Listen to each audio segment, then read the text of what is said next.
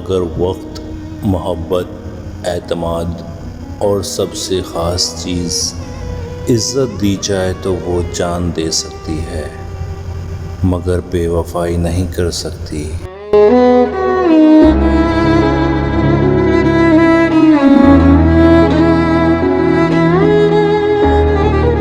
عورت کو محبت ہونے میں دیر لگتی ہے، پتہ ہے کیوں؟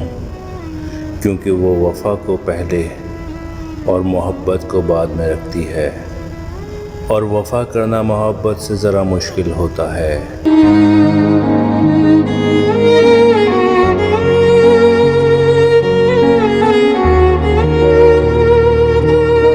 مرد کا کام عورت کو سمجھنا نہیں، اس کو محسوس کرنا، اس کی حفاظت کرنا، اس سے محبت کرنا، اس کی عزت کرنا ہے، اور یہ باتیں عورت کو کڑے سے کڑے حالات میں بھی جینے کا حوصلہ دیتی ہیں۔